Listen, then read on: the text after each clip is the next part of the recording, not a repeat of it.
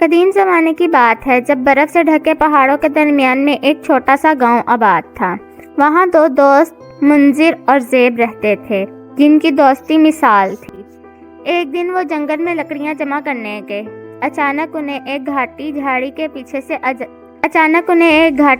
پیچھے سے عجیب آواز سنائی دی۔ چنچکاوی انہیں آواز کی جانب کھینچ لے گئی۔ جھاڑی ہٹاتے ہی انہوں نے دیکھا کہ ایک بڑا ریچھ زخمی ہو کر درخت کے نیچے لیٹا ہے۔ منذر اور زیب ڈر گئے، لیکن ریچھ کی کرب انگیز حالت دیکھ کر انہوں نے اپنا ڈر بہلایا۔ احتیاط سے وہ ریچھ کے پاس گئے اور اس کے زخم کا جائزہ لیا۔ خوش قسمتی سے ریچھ کا زخم گہرا نہیں تھا۔ زیب اسے گاؤں کے بہترین نرس کے پاس لے گیا۔ اس کے زخم کی صفائی کی اور پتوں اور جڑی بوٹیوں سے مرہم پٹی کر دی۔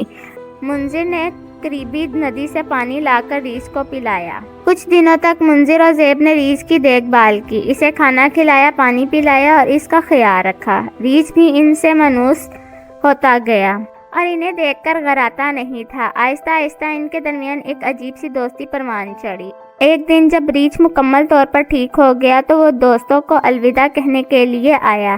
اس نے شکریہ ظاہر کرنے کے لیے منذر اور زیب کو اپنے غار میں لے گیا۔ غار میں داخل ہوتے ہی ان کی آنکھیں چوکا چوند ہو گئیں۔ چاروں طرف سنہری پتھر اور قیمتی جوہرات بکھرے ہوئے تھے۔ ریچھ نے انہیں بتایا کہ یہ تحفہ ان کی مہربانی کا بدلہ ہے، لیکن منذر اور زیب نے انکار کر دیا۔ انہوں نے صرف ریچھ کی صحت یابی کی خوشی منائی۔ نے ان کی نیک دلی سے متاثر ہوا اور ان سے وعدہ کیا کہ اگر کبھی ضرورت پڑی تو وہ ضرور مدد کرے گا۔ اس کے بعد وہ جنگل میں واپس چلا گیا۔ کچھ عرصے بعد گاؤں پر اچانک ایک مصیبت آ گئی۔ پہاڑوں سے سیلاب آ گیا جس نے گاؤں کو تباہ کر دیا۔ منذر اور زیب اپنے گھر اور تمام ساز و سامان کھو بیٹھے۔ بے بسی کی حالت میں انہیں ریچھ کا وعدہ یاد آیا۔ وہ جنگل میں گئے اور ریچھ کی غار کا رخ کیا۔ ریچھ انہیں دیکھ کر خوش ہوا اور ان کا حال پوچھا۔ جب اسے گاؤں کی تباہی کا علم ہوا تو وہ اس نے فوراً مدد کرنے کا فیصلہ کیا۔ ریچھ نے گاؤں والوں کو پہاڑیوں کے محفوظ مقام تک پہنچانے میں مدد کی، پھر اپنی غار سے کھانے پینے کا سامان لا کر انہیں دیا۔ اس کی مدد سے گاؤں والے دوبارہ زندگی کی راہ پر گامزن ہوئے۔